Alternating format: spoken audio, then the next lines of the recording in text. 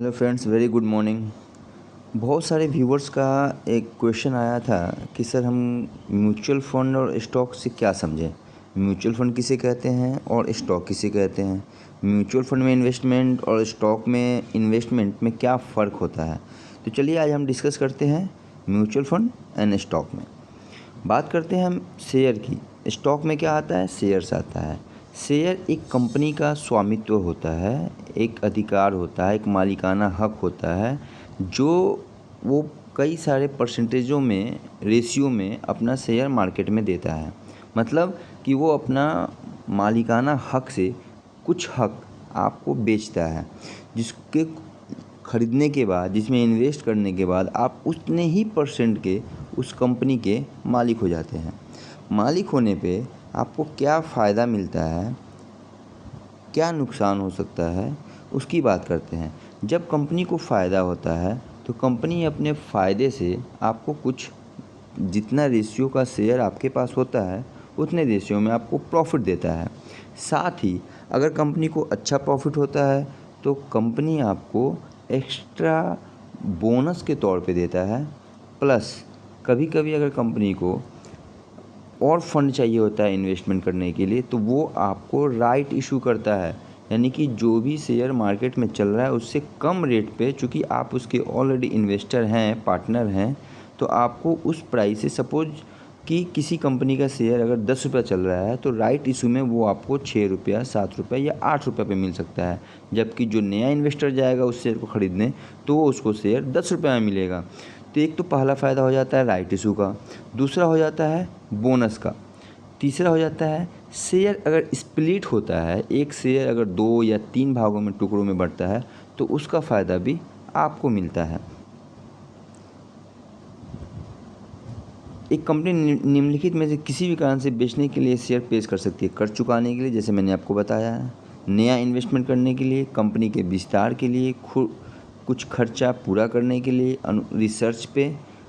इस तरीके से कंपनी अपने शेयर जो मार्केट में लॉन्च करता है तो उससे जो पैसा आता है उससे ये काम करता है। लंबी अवधि के निवेश के लिए, इंट्राडे ट्रेडिंग के लिए निवेशक निम्नलिखित कारणों से शेयर खरीदेंगे। क्यों? किसी को अगर लंबा इन्वेस्ट करना है, जैसे अगर किसी ने 1994 में विप्रो का एक शेयर अगर ख़रीदा होता तो उसकी आज की डेट में वैल्यू होती 16 लाख रुपये।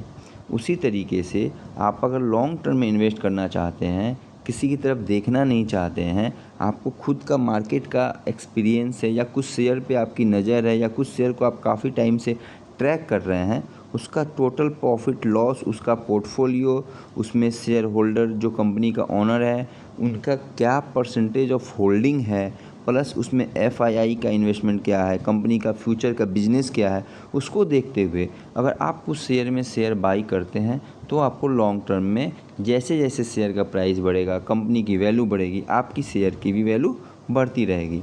बात करते हैं म्यूचुअल फ़ंड की। तो म्यूचुअल फ़ंड क्या होता है?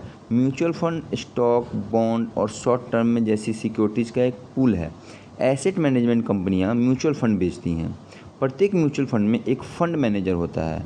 जैसे मान लीजिए ए को मार्केट के बारे में नॉलेज नहीं है और एक बी है जो कि दिन भर मार्केट में बैठा होता है, रिसर्च किया होता है, तो उसको मार्केट का नॉलेज होता है। तो बी क्या करता है, ए से पैसा लेता है, ए बी सी डी सबसे पैसा लेता है, D E F G H सबसे पैसा लेता है, और बी के पास चूँकि नॉलेज है, उसके पास स्टाफ है, तो वो क्या करता है, वो सारे फंड को एक साथ इकट्ठा करके और वो उसको मार्केट में अलग अलग कंपनियों में वो एक पूल बना के उस फंड को इन्वेस्ट करता है।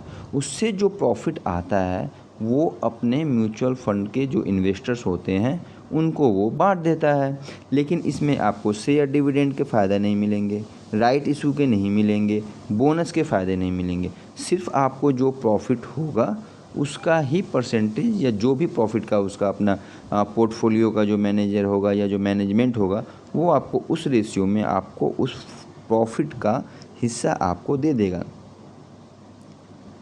चूँकि म्यूचुअल फंड में विभिन्न उपकरणों की इकाइयाँ होती हैं, इसलिए निवेश करने वाले निवेशक को इन सभी उपकरणों की अनुपातिक इकाइयाँ मिलेगी।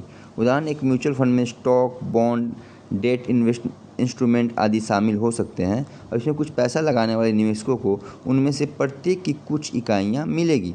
अब मैं आपको एक एग्जांपल दिखाता हूँ। जैसे कि मेरे पास होल्डिंग में है बहुत सारे शेयर्स, तो उसमें क्या मिलता है आप ये देखिए।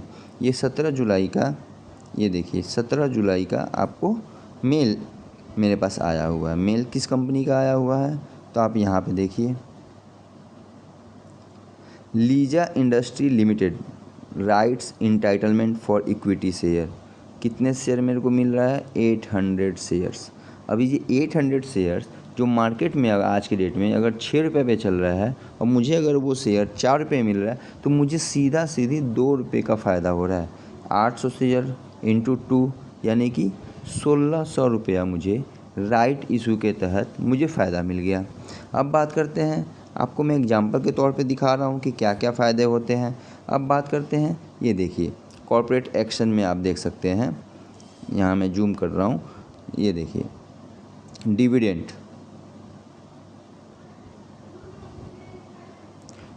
के तौर पे आप देखिए यूनियन बैंक ऑफ इंडिया ने, ये देखिए एक्स डेट क्या था 19 जुलाई, रिकॉर्ड डेट क्या है 22 जुलाई, 3 रुपया 60 पैसा पर शेयर पे आपको डिविडेंड दे रहा है। शेयर का प्राइस तो बढ़ा ही बढ़ा, उसके साथ में आपको ये क्वार्टरली आपको 3 रुपया 60 पैसा पर शेयर पे, आप ये मान के चलिए इंटरेस्ट के तौर पे मानिए या बोनस के तौर पे मानिए, मतलब आपके पैसे पे आपने जिस शेयर में इन्वेस्ट किया था उसका आपको फ़ायदा 3 रुपया 60 पैसा के हिसाब से पर शेयर मिल रहा है। उसी तरीके से मैं बात करता हूँ, अगर एक और कंपनी का, एक साथ 2 कंपनी ने मेरे को मेल किया है, ये देखिए डिविडेंड जेंसर टेक टेक्नोलॉजी, इसमें बात करते हैं अगर, तो यहाँ देखिए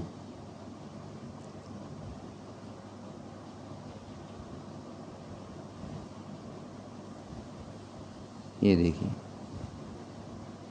19/7 एक्स डेट है, रिकॉर्ड डेट है सेम 19/7, 7 रुपया पर शेयर यानी कि 350% का फाइनल डिविडेंड उसने दिया है। ये देख लीजिए 7 रुपया पर शेयर। तो मुझे क्या क्या फ़ायदा मिला, मुझे राइट इशू का फ़ायदा मिला, मुझे बोनस का फ़ायदा मिला, मुझे अगर आगे चल के शेयर स्प्लिट होता है तो उस रेशियो में मुझे शेयर मिलता है। तो मेरा जो इन्वेस्टमेंट था अगर 100 रुपये का, तो उस पर मुझे 2 रुपये का डिविडेंड भी मिल गया। मुझे वो शेयर अगर स्प्लिट होता है तो उसका फ़ायदा मिल जाता है, और कम प्राइस पे मुझे शेयर भी मिल जाता है। तो इसमें 3 से 4 फ़ायदा आपको डायरेक्ट इन्वेस्ट करने से शेयर होल्डर्स को मिलता है। आई होप कि आपको यहाँ तक की बातें समझ में आ गई होंगी। आगे अगर कोई क्वेश्चन आपका है आप मुझे टेक्स्ट कीजिएगा, मैं उस पर अगला वीडियो फिर से बना दूँगा। धन्यवाद।